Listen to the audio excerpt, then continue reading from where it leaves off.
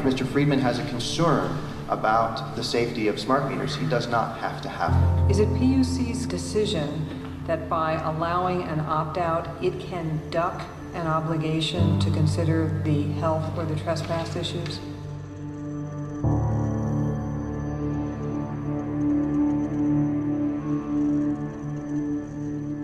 Your Honor, all of these issues were before the Commission in the earlier proceedings. The Commission had a proceeding on this and but it didn't decide any of those issues. No, Your Honor, the Commission did not.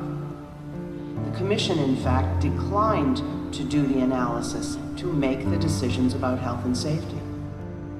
The remedy for all of the concerns in those proceedings was to offer an opt-out. How about the members of the public that are not opting out? Isn't it the Commission's responsibility to look out for their health and safety? And to make a judgment as to whether they're being unreasonably exposed to RF? Your Honor, nothing in the world can be made absolutely safe. So are you admitting that they're not safe?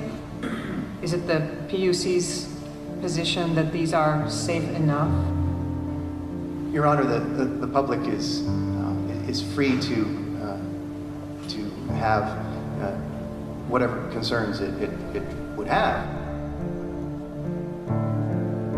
What the Commission is doing, as you present it, is saying it has declined to do the health and safety analysis. You're on your own. No, the Commission instructed the utility to, in its communication plan, to provide information to all of its customers about smart meters and links to the science that is out there. But Ms. McCollum, there's still all those people that have them. And for those people, you're saying that the state of affairs can be that the Commission can take no position on their safety? And leave it up to the utility?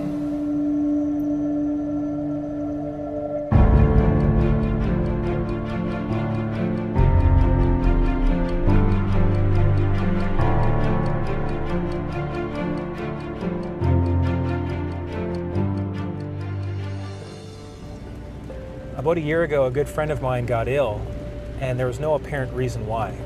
And then she realized that her electric utility had installed a new digital smart meter, a wireless electric meter, at the same time as she got ill. As I looked into it, thousands of people have had the same experiences. So I wanted to figure out, is this really happening? Are people truly getting sick because of radiation coming from electric meters? I grabbed a camera and interviewed as many people as I could from all around the world to find out what's been their experience and what do they know.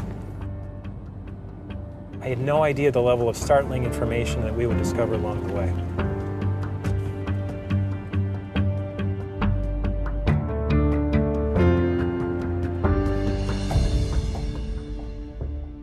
I was hearing this banging on the basement door, which is the door that leads into the hydrometers that are in here.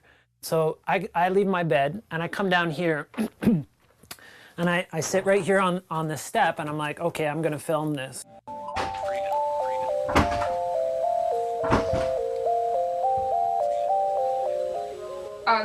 Sorry.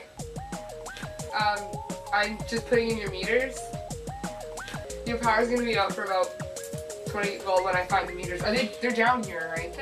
I'll show you the door. I'd heard her banging, but I didn't know that she actually kicked the door in until she left. Because when she left, I came here and I found this on the ground. I was like, wow, she actually kicked the door in. We've since repaired the door. We've put these do not install a smart meter sign on our door. And apparently this wasn't the only case of a utility breaking and entering.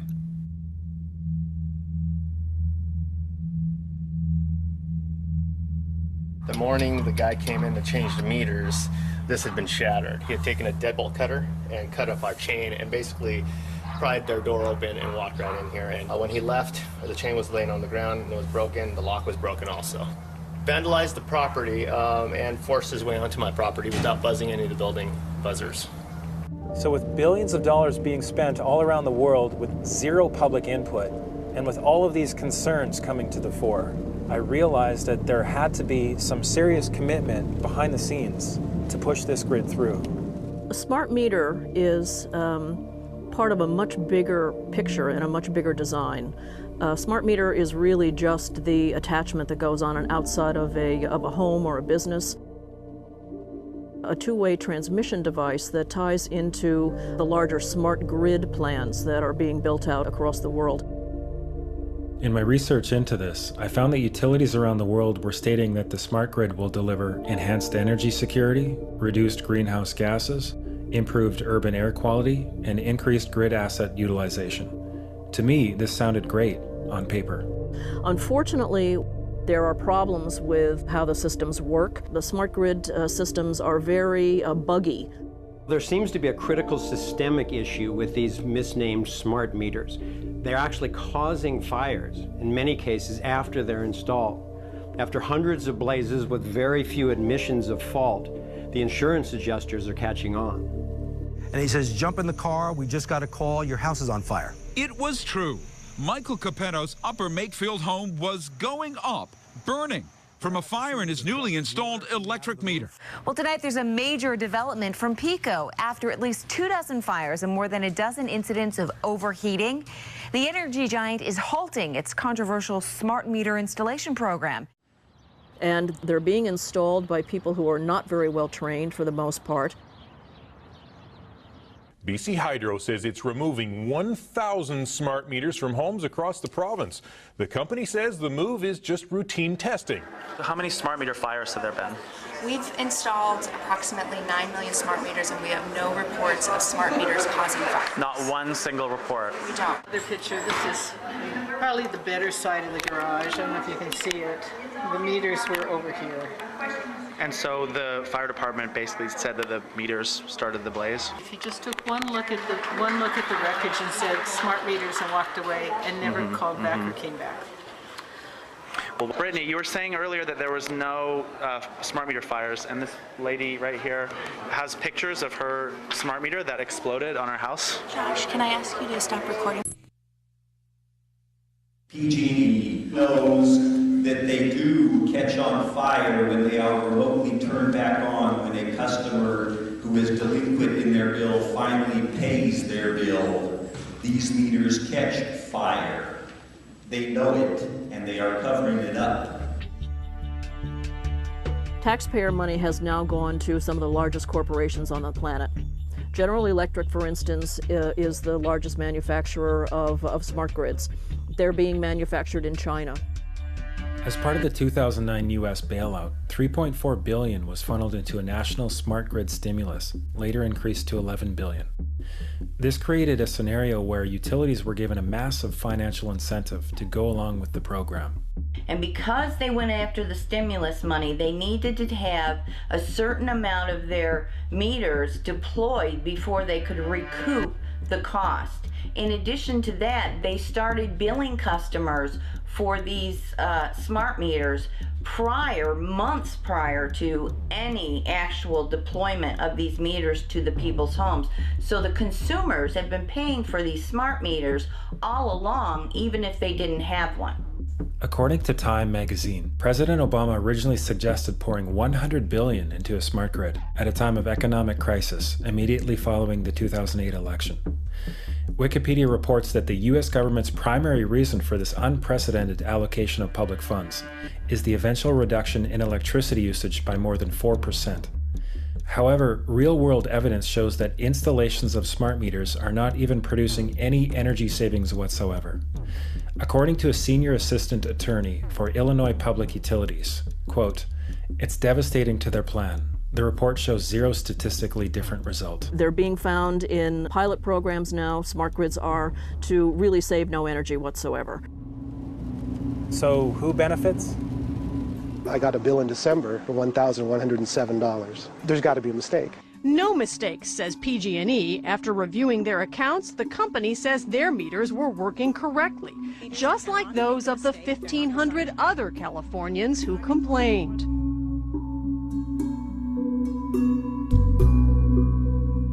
Consumer advocate Mindy Spat says that still doesn't explain something else. Customers with the smart meters claim that their energy usage has inexplicably risen since the meters were put in. So in other words, it makes it look like all of a sudden they're using twice as much energy as they used to use. Exactly. An experiment by some students at Stanford is raising new questions tonight about the accuracy of PG&E's controversial new smart meters. People all over the state have been complaining about inflated bills. 7 on Your Side's Michael Finney is here now to tell us more about the students' experiment. Like so many others, these students' PG&E bill went through the roof at just about the same time their new smart meter was installed. We start the week with an explosive investigation into the massive mistakes being made with power bills. Serious flaws affecting every electricity user with a smart meter have been uncovered. And when this whistleblower told his power company what he'd found, they offered to pay him off. This exclusive investigation by James Thomas has sparked calls for a national inquiry. Why is it that in Ontario, California, Texas, Australia, all these other jurisdictions, the rates have been doubling and tripling, and this is a fact.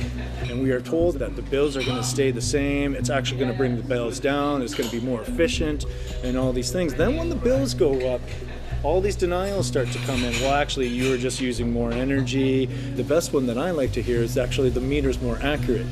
These cost increases from widespread systemic inaccuracies of smart meters are separate from the additional cost increases, which will be based on time of use. It's all about money. We're going to be charged for time of use one day. It's coming. But hang on a minute. Isn't the whole point to lower electricity bills for everyone?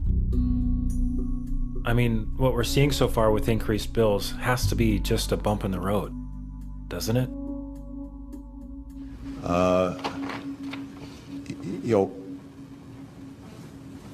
Under my plan of a cap and trade system, electricity rates would necessarily skyrocket.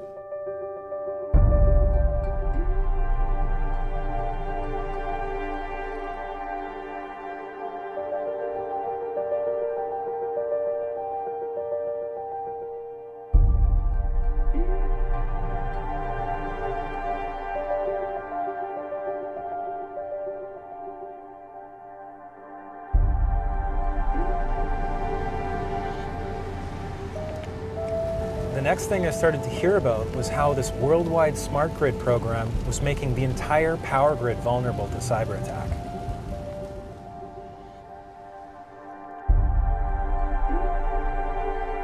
What they're doing now, they're constructing what they call a smart grid.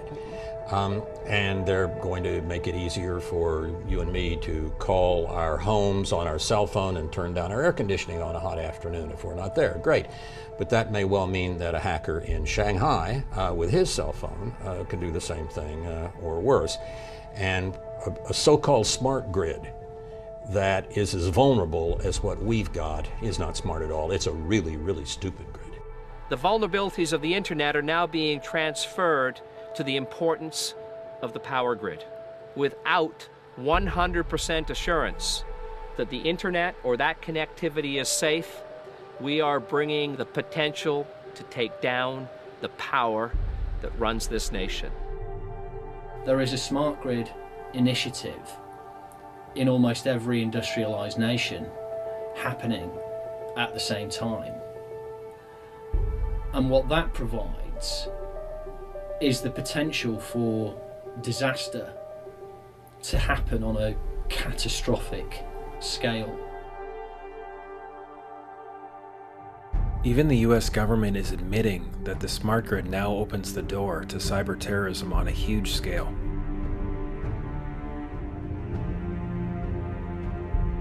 The Washington Post reported on the Inspector General's findings that utilities and government didn't seem to care about the new hacking vulnerabilities. Energy officials knew of these weaknesses but approved plans for the projects anyway. My journey of investigating deeper into this worldwide program began in British Columbia. They knew about smart meters years ago. They could have been talking about it, but they kept it quite secret. They thought perhaps they could introduce it, simply do it, and no one would respond. We'd all forget. and they designed legislation that would make this possible, the installation of these smart meters, because without the legislation, obviously, it would be going to the Utilities Commission, they'd be looking at it, they'd be assessing it, they'd be studying it, they'd be addressing all the concerns we're talking about now. That's their role, and that's been cut out of the process. It was a terrible idea. Without the ability for the public to get honest, transparent answers from the government and from BC Hydro, they were left to their own devices. Which for many BC Hydro customers meant turning to the internet. And a quick Google search of smart meters will give you thousands of pages of bad news. We have a large number of British Columbians, over 100,000, that have not yet received meters, and it's because they don't want them. It has nothing to do with a lack of technology. It has nothing to do with the labor shortage. It's customers that are saying no. This is a mandate. This is being pushed down your throat by a company that is not responsive, by a government that is not responsible, and it's being done in a collusion that's designed to undermine the individual rights of individual people in communities across the country and around the world. So our provincial government has rewritten laws, is ignoring a democratic vote by all mayors and councillors, and is also ignoring resolutions from more than 50 local municipalities who have passed additional independent moratoriums on installation of these meters in their own cities. Despite numerous calls over several weeks, BC Hydro declined a request for an interview. Corix Utilities, the company installing the meters, didn't even want to return our calls. Do they have the right to refuse the new meter? The meters are a necessary upgrade to the electricity grid. Okay, but this is non-negotiable. You must have the new meter? They are a necessary upgrade to the electricity grid. Okay, I'll try this one more time. Legally, are you allowed to refuse the new meter? You're uncomfortable with this question. I'm just trying to figure out how best to answer that. What does it say about our political system? Have we completely gone the way of corporations? Is there any representation left? Well, I'm very reluctant to use the word fascism as a student of history. I mean, we're nowhere near that. But the corporatocracy is a word that I'm comfortable with.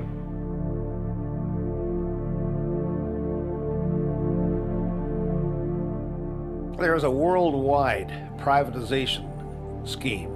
It's really, I suppose, a new form of corporatism, where governments are no longer masters of their own fate. And it starts to become clear that this same undemocratic process to covertly implement smart meters in my province of British Columbia was also the case in California, throughout North America,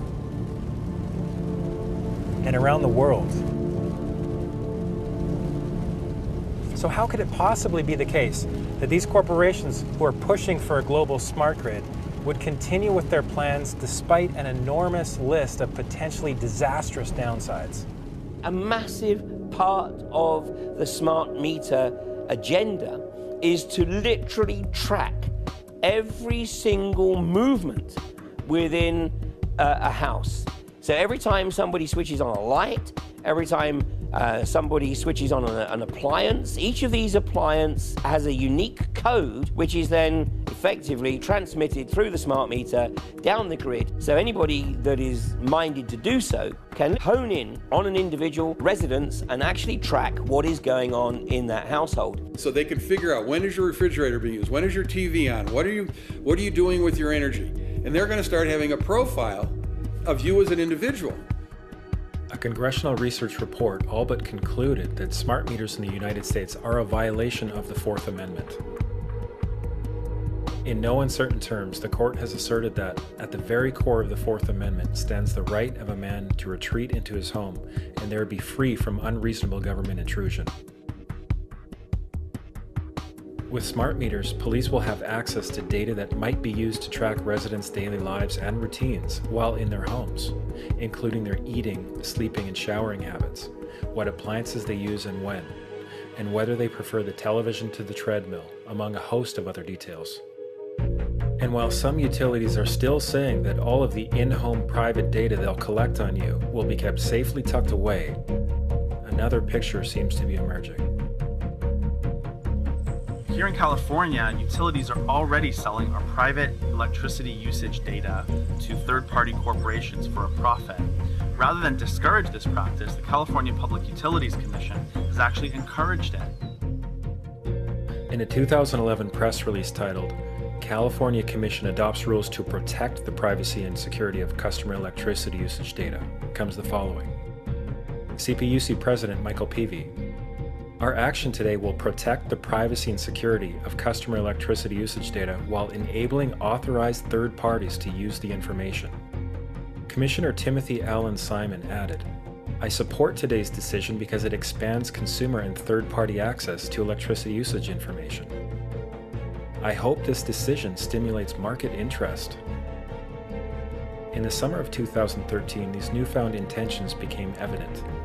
The San Francisco Chronicle revealed that California's electric utilities last year disclosed the energy use records and other personal information of thousands of customers to agencies within the U.S. government. As General Petraeus has said, make no mistake about it, we have the ability to spy on your households through your appliances. And if we have that ability, we probably will use it. I mean, this is control freakery. It is the wet dream of the technocrats. People who live locked in a left brain construct that has no room for anything spiritual in their lives. Last year we discovered that Verizon have a patent for a piece of technology that they're calling the Smart TV Detection Zone.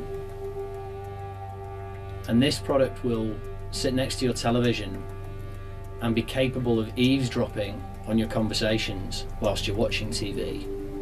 So we'll be able to determine, for example, who's in the room, who's watching TV, what you're talking about, and how you're talking about it. How far does that go? Where does it stop? At what point do we draw the line and say no?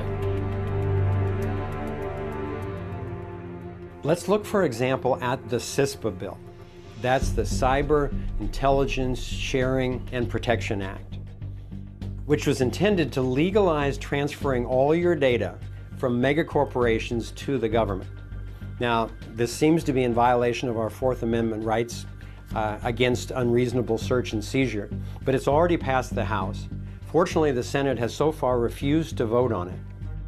Recognizing the pushback to CISPA, apparently the Obama administration has created a covert agreement with the Justice Department to grant immunity to all these communication companies and internet companies that were already sharing the data. And now, as of June 12, 2013, a new aspect of that goes into effect, which expands this whole authorization to cover all critical infrastructure sectors, and that includes energy, health, and finance. What you're seeing is the establishment of a surveillance society. You're seeing the establishment of a surveillance network. It raises the specter of kind of the rise of soft tyranny. It raises the specter of you're automatically suspicious until we prove that you're not. It raises the specter of a universal, I call it a universal wiretap, a persistent universal wiretap on every single person. Or if it's not, they can create one. And what happens if they don't like you? What happens if you speak ill will against the government? What happens if you say something they consider disloyal? I mean, that's not the country that I took an oath to defend 4 times in my government career. What's the mindset of these mammoth corporations who are now apparently in partnership with government? Eric Schmidt is Google's CEO. People are treating Google like their most trusted friend. Should they be? If you have something that you don't want anyone to know, maybe you shouldn't be doing it in the first place. Google has already been caught and fined for systematically hacking and harvesting passwords from millions of private Wi-Fi networks with its mapping cars, and illegally siphoning private data from iPhone users. We don't need you to type at all, because we know where you are, with your permission. We know where you've been, with your permission. We can more or less guess what you're thinking about. So Schmidt simply views the invasion of privacy as a way to allow the internet giant to gain more information about you. And then that data will let the search engine help you in your everyday life. Don't you get it? Google is trying to amass a huge amount of personal information about you to help you. Duh. There's what I call the creepy line, and the Google policy about a lot of these things is to get right up to the creepy line but not cross it. I would argue that implanting things in your brain is beyond the creepy line. Mine in particular. Yes, at least for the moment, until the technology gets better. Let's talk a little bit about information and search. Wait a minute, what was that? I would argue that implanting things in your brain is beyond the creepy line. Mine in at least for the moment, until the technology gets better. Is he saying that Google's creepy line is defined only by the current level of technology? What does a higher level of technology have to do with morals or ethics? But what I learned in Silicon Valley was there is no moral component to technology unless humans insist that it be there. What more do you need to know? But most people seem to want to just close their mind to it and just say, oh, the government wouldn't do that, and, you know, that can't be true. It is true, and once you know it's true, you get this question in your mind of, how did they think they could get away with it? And what in the world are they trying to do with all this data? Why do they need to get into our lives this deeply? My research has led me to believe that the controlling elite are trying to create a global cashless currency. And one of the ways that they intend to do this is to base it on carbon credits. Basically what that means is they're going to dole out your use of energy dependent on your behavior. And they want to be able to control it themselves. So these things that they're installing, the meters and the appliances with both sending and receiving transmitters, would allow them to not only monitor, but to control every appliance in your house. What is it that makes the government think that they can usher us into a totalitarian state at all, much less without us even noticing? It seemed to me that whether it's a terrorism threat or an apparent energy crisis, or an obsession to modernize technology without purpose, what's being consistently implied is that we must now willingly give up our basic human rights. I had to wonder, what if we are being systematically fed a false paradigm? Scarcity is the nightmare that's lurking in everyone's mind. It's what's driving a lot of our emotional reactions to everything that we face. It's that lurking fear that things are going to run out. So it's not a bad thing that we do have these fears, but they've overcome our ability to look at the reality, which is that we don't live in a condition of scarcity. There is no shortage of energy on this planet. The sun is the source of all, and the sun produces quadrillions of times the amount of energy we need.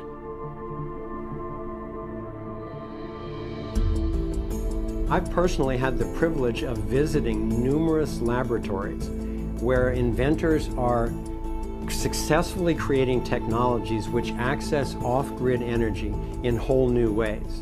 And it's really exciting to see. Sadly, most of these have been raided and shut down. And the Federation of American Scientists have actually acknowledged publicly on their website that over 5,000 of these technologies have been suppressed, have been confiscated in the process of applying for patents. This whole smart meter fiasco could go away very quickly if these alternative energy technologies were simply allowed to flourish. Now, that's not going to be in the agenda of the controlling elite. That's going to be up to us. I looked into it, and it turns out the US government has actually created a law for the suppression of inventions. The patent laws allow any interested agency, including the Atomic Energy Commission, to shut down any patents if they consider them to be detrimental to the national security. With 6 of the world's 7 largest companies in the oil and gas industry, could it be possible there's a vested interest in preventing decentralized clean energy, pulling strings at this level of depth? And incredibly, in July of 2013, Spain actually taxed the sun, setting a fine of 30 million euros for violators who collect sunlight for their own use. While billions and billions of taxpayer dollars continue to be spent for a centralized control grid, Are we still expected to believe that this has anything to do with going green? Whenever human beings are invested historically in a particular technology, then power structures build up around that fight for their own interest, just at a time when a change is about to take place to a better way of doing things. They fight for their existence like a creature fights for its existence. They are the dinosaur that is just about to become extinct, which is the need for overly centralized power producers. And that this is a bid to have a device in the home which gives them both control and future capabilities of broadcasting and receiving through the home. Whatever is happening to Americans with this technology is going global. Every one of these energy companies in the United States is embedded in an international grid of energy delivery, and they're working to control every household across the world using this kind of technology. Wait a minute, this isn't what I asked you to do. All I asked you to do is deliver electricity to my house, not monitor my house, not broadcast throughout my house. When I was in Silicon Valley in 1980, this was being discussed. It was who was going to take over the home, the energy companies? Was it the phone companies? Was it the energy companies? Whose line of access to the home was going to allow a single point of access to the home? But it didn't escape everyone that however they delivered everything to you, made you totally dependent, gave complete access, and could be a two-way street. But what no one knew at that time was that a method of technology would be used whose byproduct was essentially radiation. Ms. Lawson? Our power was cut off on February 11th, 2013, and we have not had power in 7 weeks.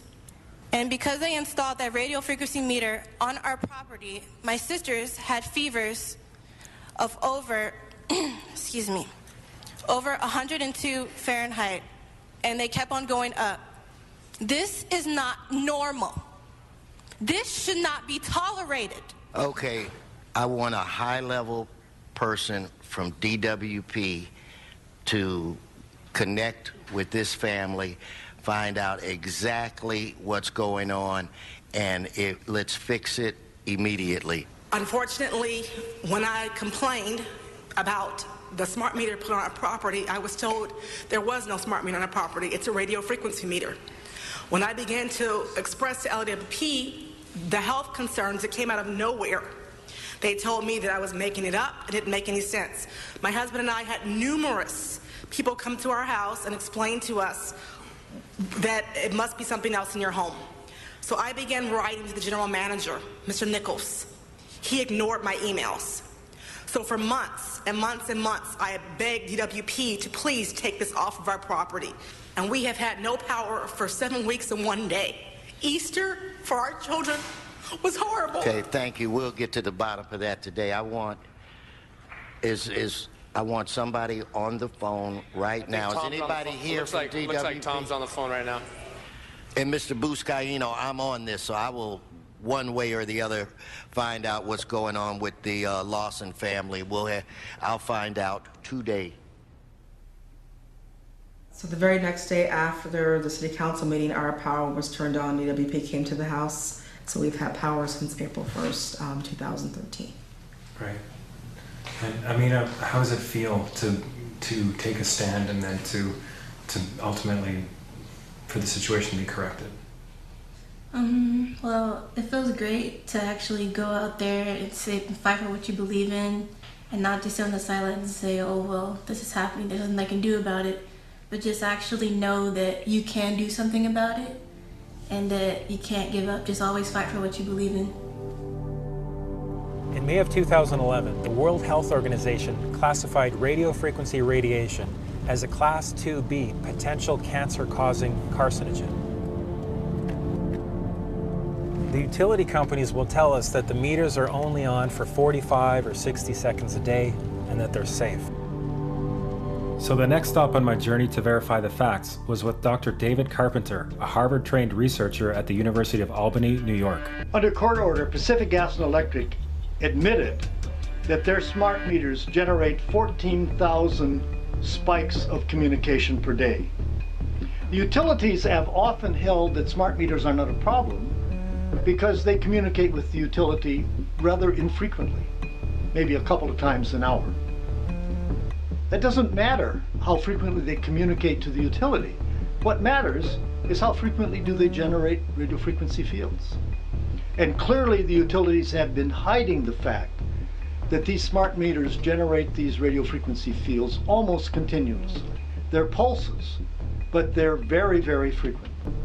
So according to PG&E's court documentation, the average smart meter is on for 45 or 60 seconds a day, but they've conveniently withheld from us that these 45 or 60 seconds are split up into 10,000 or more pulses, each at about 4.5 milliseconds in duration, emitting all the time, every few seconds, 24/7. And some meters are up to 190,000 pulses per day. So this is a smart meter bank. It's inside a Northwest DC condominium building, and there's 32 different smart meters inside this building. So what I did was I brought in a meter that measures the levels of radio frequency radiation, and what I'm finding is that these smart meters are emitting radiation every few seconds. But Pepco says smart meter communications take place every 4 to 6 hours. So I brought these findings to Pepco spokesman Marcus Beal, who said, I can't account for a test that there are a lot of variables involved that we can't account for with a test that we're not present at. But, we're confident in the specs of our meters and the safeness of the meters at this point. So I asked Pepco if we could go out with their experts to do their own test. They told me they would look into it. And just to be clear, we're not saying whether or not this radiation is dangerous. That's up to the scientists, and it is currently the subject of a very heated debate. The definition of a smart grid is a wireless system that will fundamentally turn every single appliance in your home into the equivalent of a transmitting cell phone. That's every computer, every television, every furnace, every air conditioner, every coffee machine, every printer, every single appliance that you have in your house will eventually, in a smart grid, have an antenna that's embedded into it that will transmit your usage data to a smart meter on the outside of your home that will then transmit your usage data to another tower receiving that usage signal that will then go to the utility company for supposedly billing purposes. Not all signals will just be about your individual use. There will be aggregate meters that will bounce signal from house to house to house within a neighborhood that will then accumulate all of the usage data that will transmit that to the utility company. Now, what that will do is that the end metering system that is transmitting all of that data will be firing an RF signal at many, many times a second, which will increase the average homeowner's radio frequency radiation exposure exponentially. This picture shows some aphids on the leaf of an orange tree shortly after radar equipment was installed at a nearby airport a number of years ago.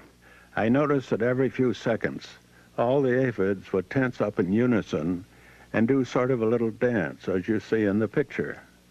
Upon further investigation, I found that the interval of time between the activity of each dance coincided exactly with the rotation of the radar rotor device at the airport, which was a distance of approximately 14 miles. And we now have vast amounts of published science on microwave radiation and health effects. The data we're going to look at are all published science, testing results, or public standards. At the bottom end of the radiation scale of what's called power density or signal strength is the minimum level at which cell phones will work, which was found to be 0.2 billionths of a microwatt per centimeter squared. Pine needles were found to age prematurely at 0.000027. At short-term exposures of 0.05, children aged 8 to 17 experienced headache, irritation, concentration difficulties, and behavioral problems. 0.1 is the biobiology or building biology guideline for extreme concern. 1.0 produced sperm DNA fragmentation and a decrease in sperm viability in vitro. Also at 1.0, the science shows the following bodily effects can occur: headaches, dizziness, fatigue, insomnia, chest pain, difficulty breathing, and indigestion. 2.5 saw altered calcium metabolism in heart muscle cells. 4.0, changes in the hippocampus affecting brain memory and learning. And at 6.0, DNA damage in cells. So, where are smart meters on this list? Electrical Power Institute in December 2010 measured a single Itron smart meter with pulses up to 7.93 microwatts per centimeter squared.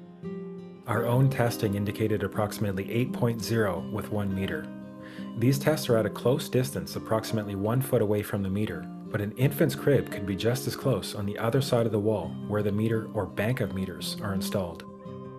Even though there are all these known health effects at levels far lower, Switzerland, Liechtenstein, and Luxembourg see fit to set the standard at 9.5. And China, Poland, and Russia, 10.0. This is the same level at which behavior has been altered, producing reflexes of avoidance following 30-minute exposures. A room of 12 smart meters, very common and even a conservative number in an apartment building, tested at 19.8 microwatts per centimeter squared. This is hundreds of times higher than levels which clearly indicate harmful effects. So, how can utilities and governments get away with forcing these devices on everyone? This is how. In Canada and the US and several other civilized countries, the safety limit is set at 600 to 1,000 microwatts per centimeter squared. This so-called safety limit is literally tens of thousands of times higher than levels which are known to damage health, according to peer-reviewed published science.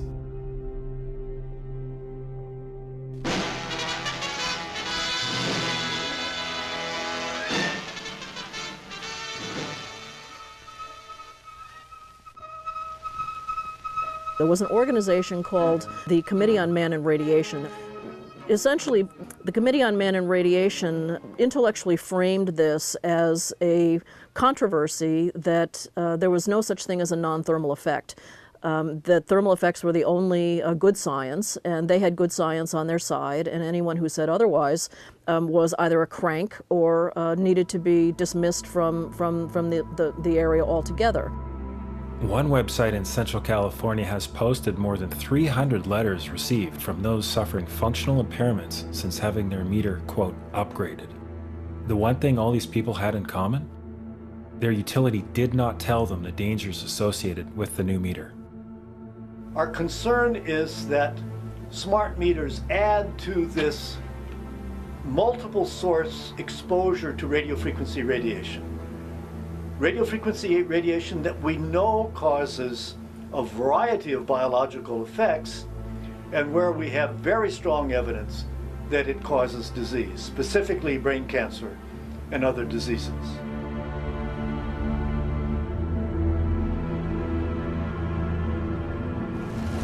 There have now been more than 6,000 published scientific studies on the health effects of microwave radiation since the 1930s, and with the vast majority showing that there is some biological damage being done, the jury's no longer out on whether this is harmful.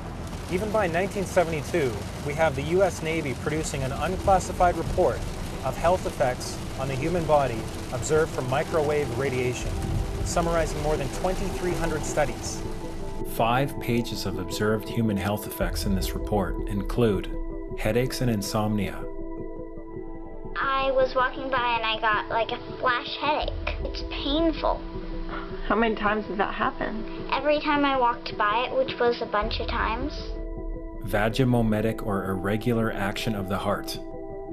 They were installed in my house, and shortly after that, I started experiencing pretty significant heart palpitations. Anxiety. I was nervous a lot and I couldn't sleep. Chest pains. I started getting this intense chest pain. And changes in the operation of implanted cardiac pacemakers. Well, my heart would speed up to do about 170 beats a minute, and I could normally control any arrhythmia that I would have before just by meditation and relaxing. And the smart meter, I couldn't bring it down. And you found that when you were in that electromagnetic field, your heart was going to high rates of arrhythmia. Yes, and it wouldn't happen all the time. It happened the first time was 8 months after the meter was installed. Yep. And then the second time it occurred was 6 months after that. and then it went 4 months after that, and then went 2 months after that. So you became more and more sensitive. More sensitive as the time went by. And you found that when you were able to remove the meter, that you did recover. Correct, yes. Yeah. Another serious health complaint about these devices is what's known as dirty electricity, caused by the converter between DC and AC current. It appears that utilities do not wish this aspect of the health issue to become widely known. I can't tell you how many people have called me who became dreadfully ill the minute one of those got put on their house. Dirty electricity is, the best synonym is electrical pollution. We understand air pollution. There's clean air, there's polluted air. There's clean electricity, there's polluted electricity. Dirty electricity is the major pollutant that comes into your house on your wires, riding piggyback on the 60 cycle. The real evil about the smart meters is everybody gets one, the whole neighborhood. I mean, every house in a development, every apartment in a building has got one of these things. Each one's got a switching power supply in it, and they're all big generators of dirty electricity, and I'm certain it's the device that changes the AC to DC. After having 12 upgraded meters installed on her bedroom wall, Rosa Perrick began experiencing headaches and insomnia. I lived through Nazis, communist soldiers, Cossacks. Nobody damaged my health as much as smart meters did. This is supposed to be my golden years. Instead, these are my bloody years. You did not give me all option. When you came and installed, you did not give me option. I didn't have no option. You came after me. You deceived me. I have something to show you. This is I have no control when I'm going to bleed, when my nose is going to bleed. This is the blood from my nose. I cannot even sleep on my own bed anymore. I have to close the door to the bedroom and sleep on chairs in the living room or put the mattress down, sleeping bag on the floor.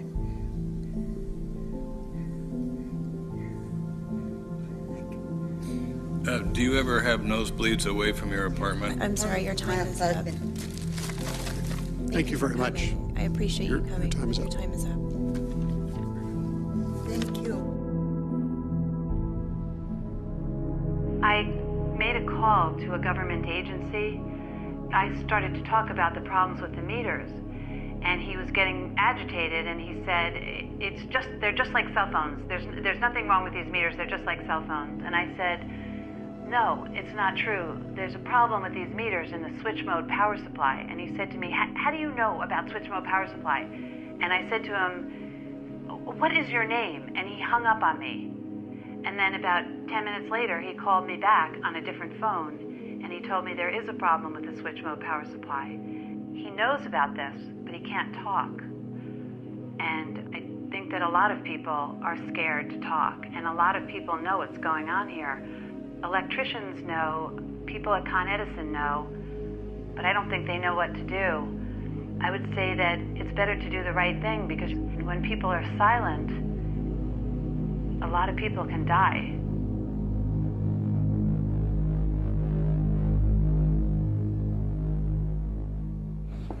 All right, we're getting on the plane to go to Salt Spring for the day. Looking forward to it after a comedy of errors this morning.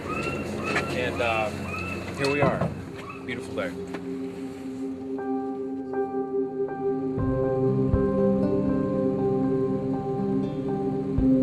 Away from the city, we wanted to track what was happening with this agenda in a small community called Salt Spring Island, where we were hearing around 30% of the population had locked up their analog meters or otherwise made it clear in writing to their utility that they were choosing not to have a meter installed.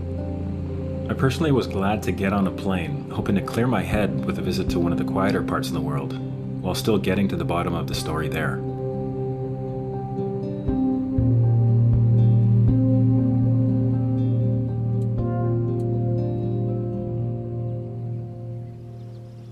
We know that you have refused a smart meter. Okay. The meter that will be installed onto your premises here will not be functioning as a smart meter because there are no receivers established. You get what everyone is calling a smart meter, none of which are smart meters yet. Because you will guarantee me that we will not have it functioning as a smart meter. Because you're opt-out. Because we're opt-out. Yes, yes, I guarantee. You will guarantee me that. And if you want, I will get BC Hydro, I will get Gary to write you a letter to that extent, and he'll send it registered mail. So, Chris, are they going to be running this as a smart meter or just as a regular meter? They're going to be running this as a regular digital meter, such as has been put on houses since 2008. So Chris has the meter on now, and he's going to test the meter. Yeah. Okay, they're lying, folks. This is emitting. Oh, there you go. Yeah, they're lying. Getting a reading on your... Sorry. Yeah, okay, that's over 20,000 microwatts, and the hydro has officially lied, publicly lied in front of all these people, lied to the owners of this house, to the effect that this would not be emitting radio frequency radiation. It's emitting radio frequency radiation in spades. I feel like they have lied. Yeah, you have lied. You son of a bitch. You have lied. That you is and your really, really bad. I'm so upset. Yeah. I'm so upset. Yeah. You've lied to us. You've lied to us. You said that there's not going to be any radiation coming off that, so you're lying to us. I have no idea of the testing mechanism of this. I have no idea who you are. You know, how do you think I feel right now? I trusted you, and that's how I honestly feel. I feel like I've been raped. With this smart meter program, we're stepping across the line from democracy to corporatocracy, and that's scary. The person who invented the word corporatism was Benito Mussolini. It's also known as fascism, and everybody uses that term a little too loosely, but in this case it applies very, very succinctly. If you don't have the right to a healthy environment, you have basically lost all rights. People who haven't the faintest idea that they had a smart meter installed are getting very sick all of a sudden and wondering why. And suddenly it comes to them that, oh, something's different about my electricity meter. I'm a beekeeper, or I was a beekeeper. For over 10 years I had 2 hives on my side porch outside of the rain. About a year ago or so I had a smart meter installed outside of my knowledge with all the EMF.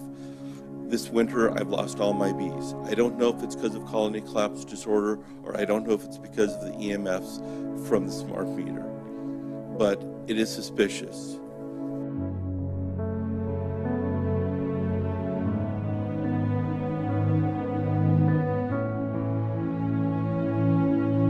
The consequences of this development have also been predicted by the critics for many decades and can no longer be ignored. Bees and other insects disappear. Birds avoid certain areas and are disoriented in other locations. Humans suffer from functional disorders and diseases, and those that are hereditary are passed on to the next generation as existing defects.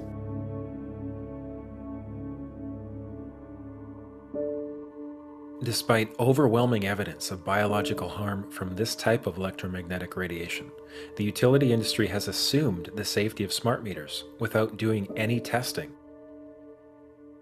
For the past 29 years, Dr. Deacon Lee has conducted original research and epidemiology for Kaiser Permanente in Oakland, California. I'm not aware of any safety studies has been done to examine the safety of a smart meter. To me, a manufacturer wants to give a product to consumer, especially in this case to everybody, impose on everybody. They are the ones who should carry the burden to prove it is safe before they can give to other people. It's not up to consumer to demonstrate they are unsafe. It's a technology done by private companies. These electric companies are private companies that have the right to install this on your house, destroy your health, and there's no accountability at all. While industry has failed to do any peer-reviewed studies on smart meters and health effects, a growing body of independent research is now starting to accumulate. It is our experience as physicians that everybody is equally electrosensitive. You install this thing, measurably certain things in your health go down. You know, we're tracking now certain sensitive parameters of it. One is an inflammatory marker called TGF-beta 1. goes way, way up as soon as the smart meter is installed. The MMP9, that's the metalloproteinases, go way, way up. These are inflammatory markers. The copper level in the serum goes up as a sign of chronic inflammation driven by something that's suddenly there. The hormones go way off. The neurotransmitters go way off. So we have lab tests that we can show. Here's a patient, we monitor him for 10 years before, he was completely normal. The smart meter was installed 6 months later. The patient looks like a dying patient from the lab work. And we find those changes even in people that say, well, my wife is sick since the smart meter's in there, but I'm totally healthy. But we look at the lab work, it looks just as bad. Yeah, so some people have an awareness of health and goodness in them, and other people don't. But from what our experience is that everybody is affected by it. It's not just a few 3% of electrosensitive people. Did you hear about people coming to you as far as having complaints about illness? We were made aware of health complaints following installation of smart meters, and we wanted to verify this using our field work. So I measured the field of about 30 different people while they stood 1 foot in front of the smart meter, and in every single case, the human energy field was obliterated as they stood in front of the smart meter. We wanted to then verify this at the physical level using dark field microscopy. And then we also did a control group to find out if the old analog meters had the same effect on the blood as the smart meter. So in our first slides, what we see is normal cells, and the structure of the cells is intact and sound. This is what we would expect from a normal sample. With the subject standing 1 foot in front of the analog meter, there were no significant changes to these blood samples in any of the 3 that we tested. In our second set of tests, we're using the smart meter. Before the exposure, we see the same thing as we saw in the first samples. Normal cell walls, fairly separated and looking healthy. So after 2 minutes of exposure in front of the smart meter at about 1 foot away, we see a totally different story. Sample 1, you can see a lot of degradation in the cells. The cell walls have been broken, and you see changes in the cells which are called mycoplasma. It shows a mutation to the cell. In the second sample, we see a different type of degradation to the cell membranes. You can see a corrugation here. This is called bottle cap formation, and it's known that this occurs due to oxidation or exposure to free radicals. So this third subject, when we did her sample, she had to be pulled away from the meter after 45 seconds because she complained about an increasingly severe headache. And here you see a phenomenon called rouleau, where the red blood cells are stacking up, which makes it very difficult for the blood to deliver oxygen to the tissues as they would be their normal function. Every single one of these is a degradation. Every single one of these shows a trauma to the blood cells, and that came from something, and the only variable was the smart meter. The good news in all this is the patient and the blood can return to normal once they have been removed from the influences of these stressors.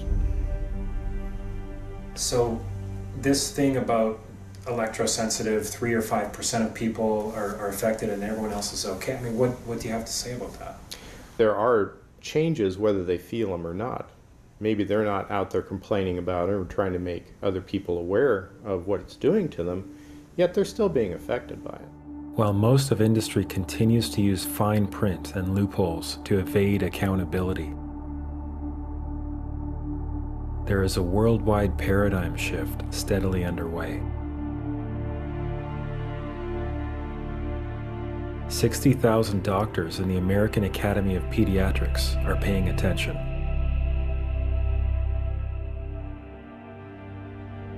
And teachers' unions, this one of 45,000, are beginning to speak out against Wi-Fi in the classroom. Some regions are taking steps to cut the power of cell phone masts by 90%. And in many areas, towers are starting to come down altogether. But governments such as the US want smart grids and high-powered Wi-Fi mesh networks to blanket everywhere and everything. as industry cleverly camouflages itself, concealing the harm it is doing. Amazingly, our centers of medicine are seeking to bathe newborns in wireless. And this has continued on because the official line is that microwave radiation is safe enough. The radio frequency radiation work that we did was supported by Motorola. The relationship was really very cordial and very stress-free, but only up until we started generating data. These folks were very, very upset and began to talk about how are they going to handle this, what sort of spin can we put on this, what can we expect from this, and from that point on the relationship changed.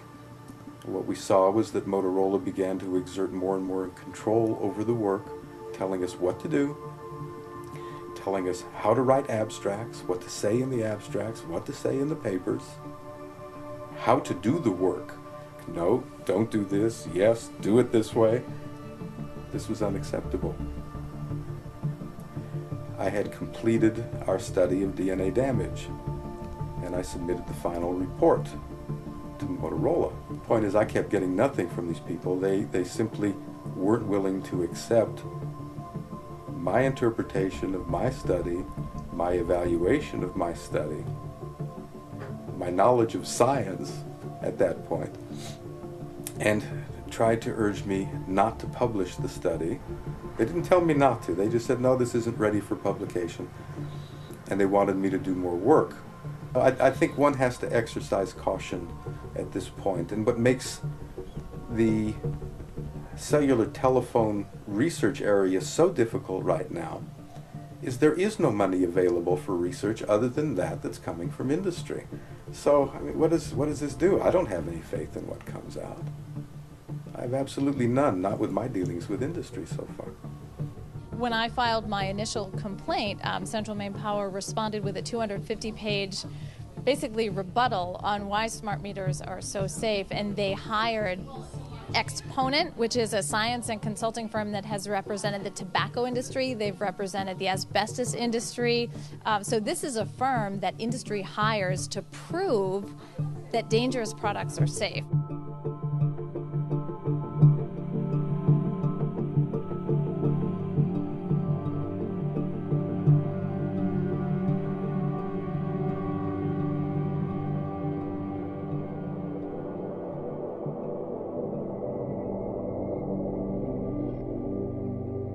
In 1996, Congress passed the Telecommunications Act, which included a provision called Section 704 that took away state and local governments' rights to resist antennas on health or environmental grounds.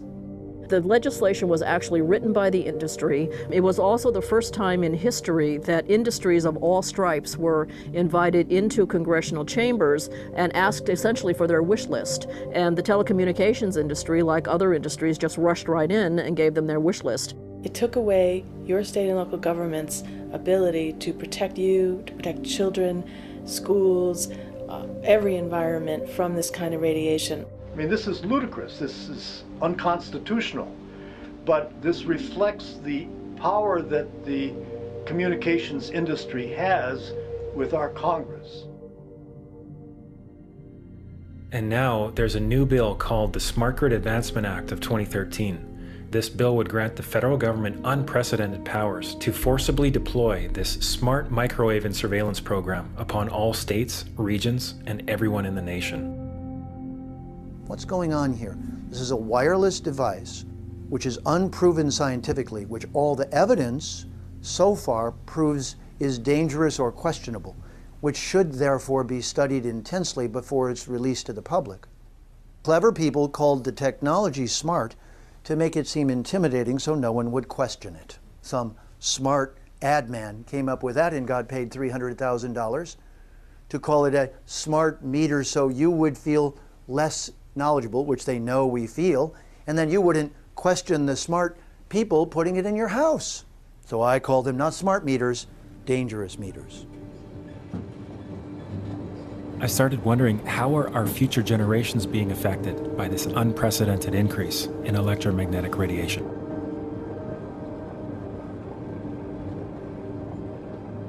I had a son that was going to school at San Diego State University, and he called me and he said, "Mom, I've got the worst headache." He says, "I'm projectile vomiting all over my apartment." And I said, "Get to the hospital."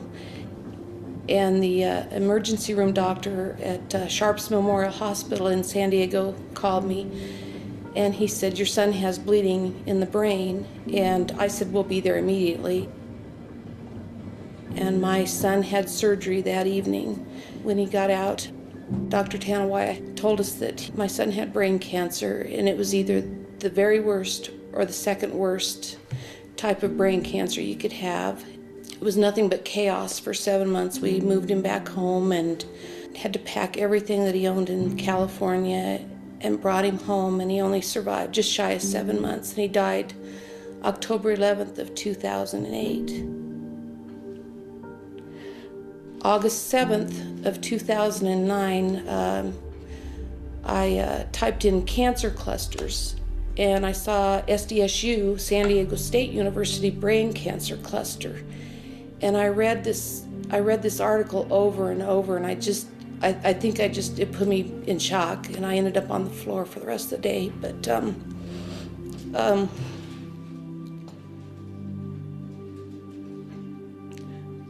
sorry.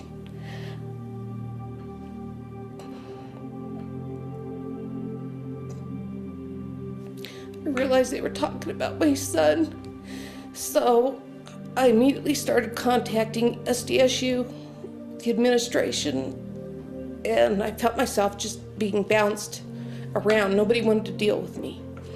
So I got in my car and I drove out to San Diego for the whole month of October of 2009. And I went over onto the campus. In these articles, they talked about a cell tower. And I went over there, and there's this huge cell tower that's outside of this building, which towers above Nassatir Hall and room 131, where all these kids and people have come down with brain cancer.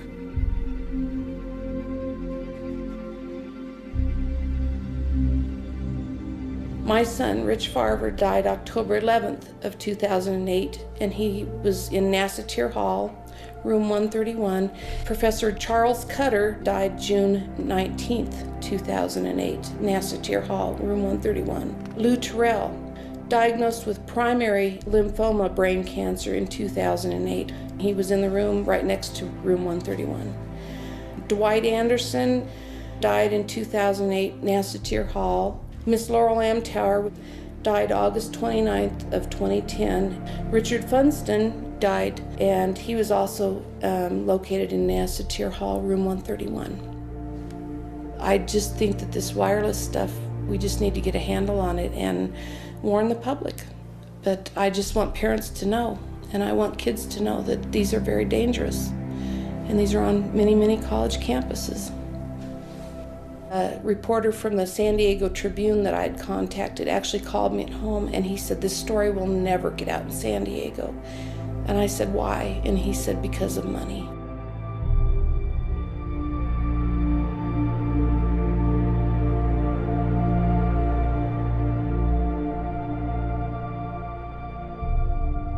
After having interviewed more than 70 people from 4 countries, witnessing the profound emotion from those whose lives have been ruined, I felt myself wondering if I could ever really make a difference against corporations that are so powerful and so willing to put money before life itself.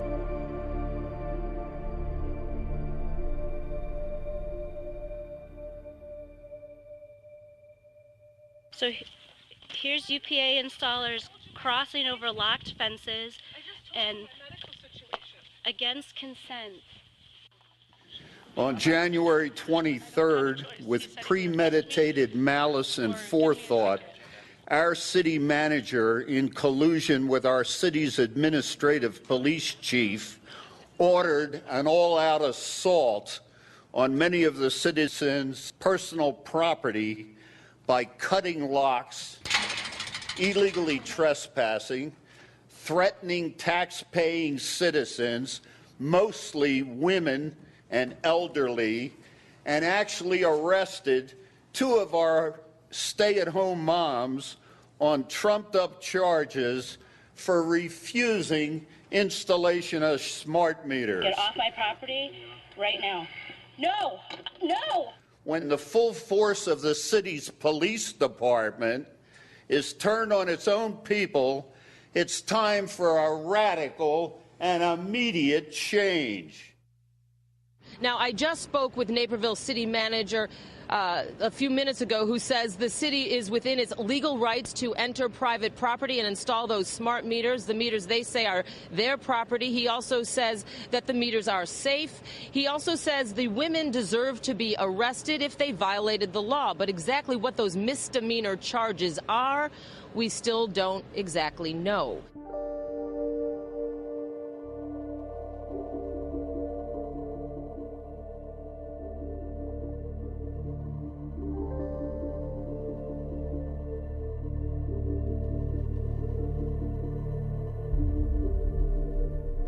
I'm one of the homeowners who had his property rights violated, even though by certified mail I notified the city manager I would not participate in this federally sponsored voluntary program and would not accept the extortionary alternatives provided. As a result, I'm asking for City Council to fire the city manager, the acting police chief, the police officers who participated in this travesty, and any city employee who advised them that they had the right to do so. As far as I know, we still live in the United States of America and not communist China. Thank you.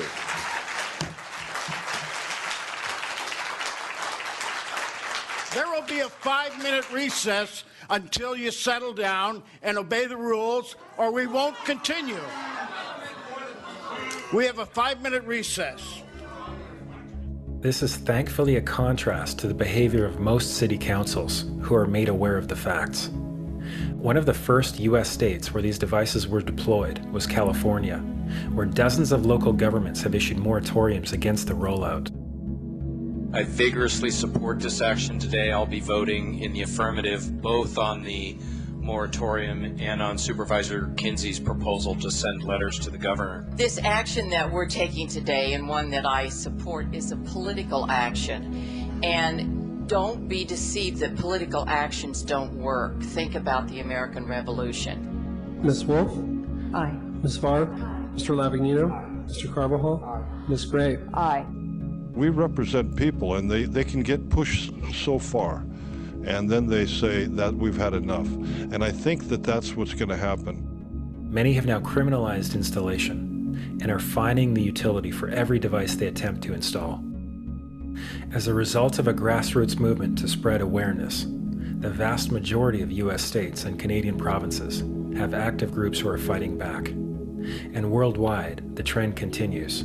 Many are asserting their rights for the first time in their lives. But utilities still are not yielding. And in many areas, they're attempting to impose fees for those who do not want their so-called upgrades. An opt-out is an agreement to pay to not be harmed. An opt-out is volunteering into extortion. An opt-out says that if I don't pay you, you have the right to harm me. So that doesn't work.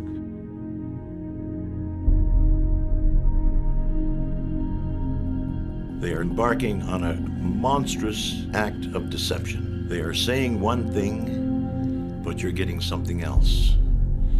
And I see that as a form of extortion. You either take our energy the way we want to give it to you, or we're going to cut it off. That's extortion. That's a criminal offense.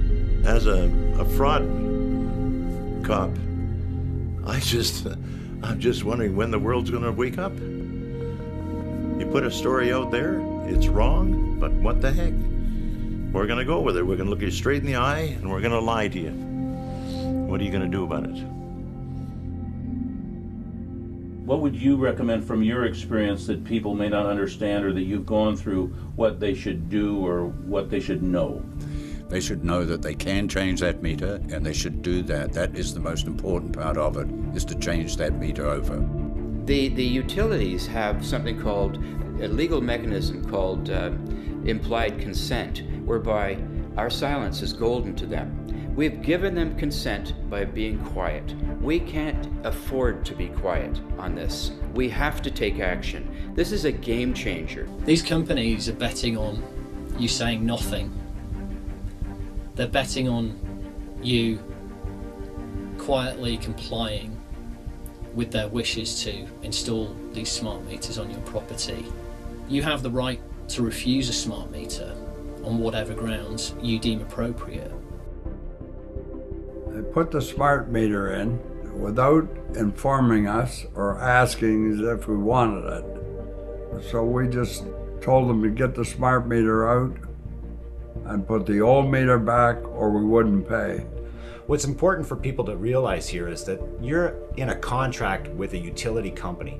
As soon as they change the terms of that contract, they have to get consent.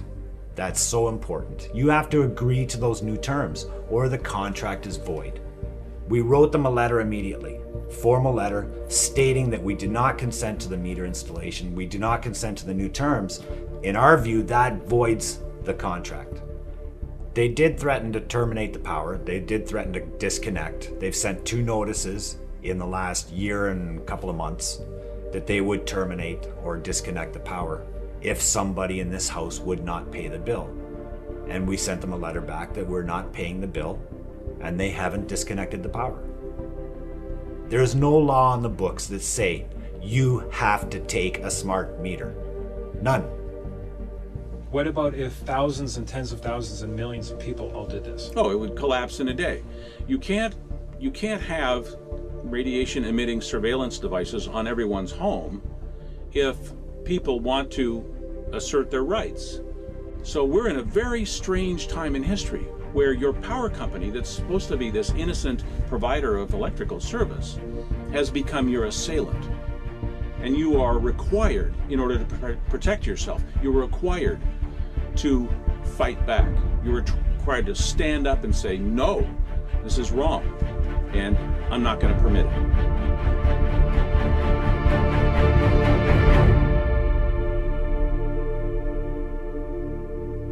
It's that a device that is broadcasting and receiving wireless signals permanently has been surreptitiously placed in your home unnecessarily and without your permission and without proving itself scientifically. This is a test case for technological democracy if I've ever seen one. Dear Big Brother, I wish I could say you're acting like a brother, but unfortunately, an Orwellian big brother is what you have become. The problem is you've presumed you have the right to make decisions that are harming the quality of all of our lives, our health, and children, simply because you've been in charge of the distribution of a necessary resource in our lives. It does not matter why you have done this. There is no right way to force unproven and dangerous technology upon the world.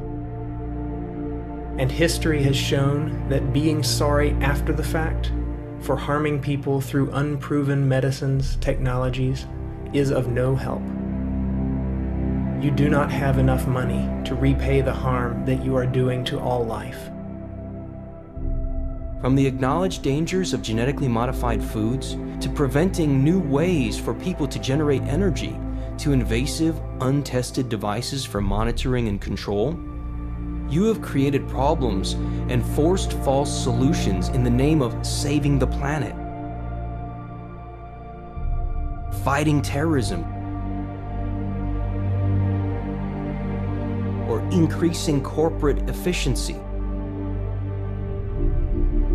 You have even blatantly placed career lobbyists as your corporate yes-men, as heads of the very agencies that are supposed to protect the people.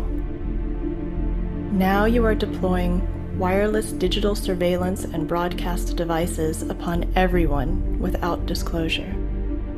This is a preemptory attack against the principles of a free society and a taking away of our rights to make decisions.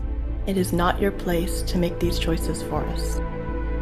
By behaving this way, you have gone from an asset to society to a tyrant acting behind the cover of corporate freedom. You have gone from the brotherhood of man to the Orwellian Big Brother, who treads upon our trust and goodwill for profit and control only.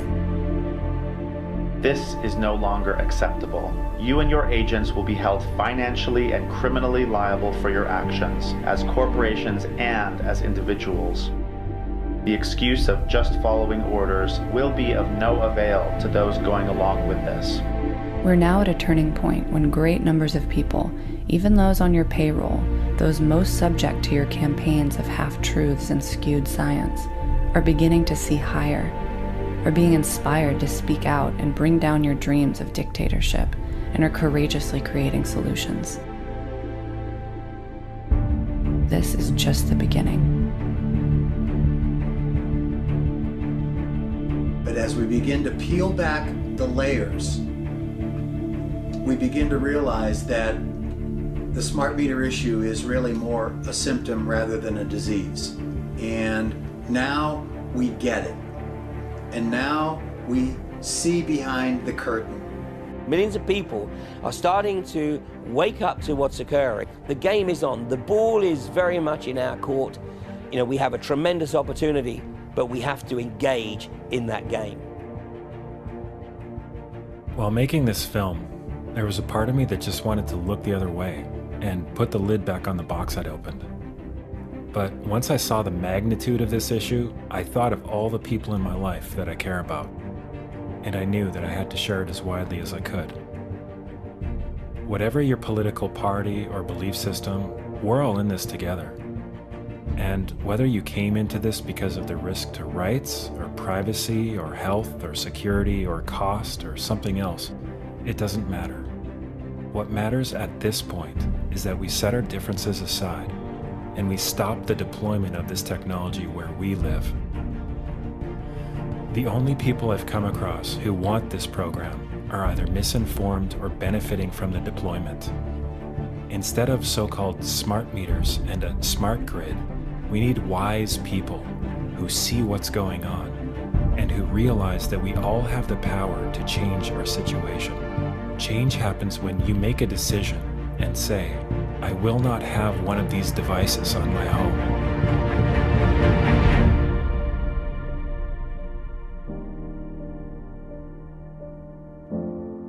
There is no legal requirement for you to have one of these meters, even though utilities are trying to intimidate people into accepting it, as if it was the law.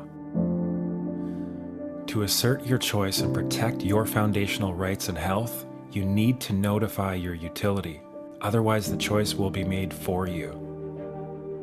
Share this film online with everyone you know. You can also host a screening in your community or for your city council. It starts with us, but we are not alone. All around the world, this is a time of social awakening. A wave is sweeping the planet, inspiring millions of people to stand up to corrupt corporate governments.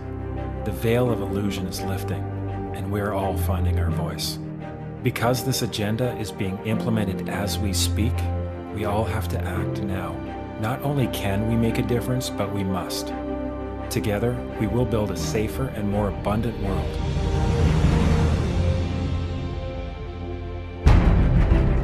For us, our children, and all future generations.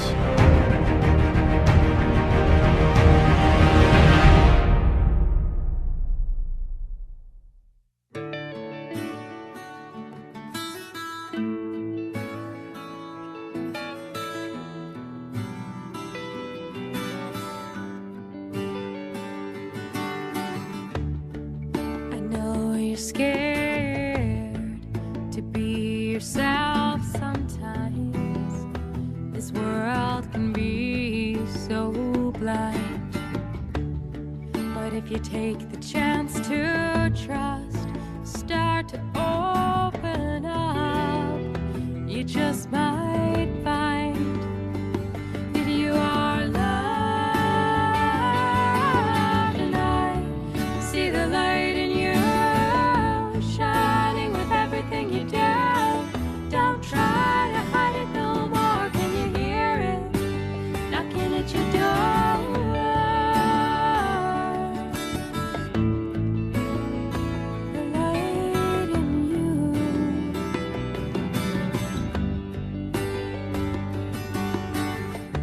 Show me what you really want. Tell me what you really need. Reveal all you feel. You will be received. You don't have to hide away all the things you really want to say. There are others who have felt this way. You're not alone. I feel your pain.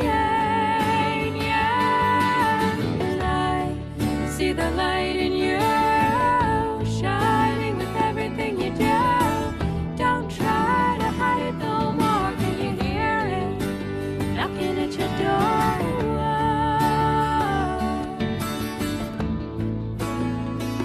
The light in you, shining.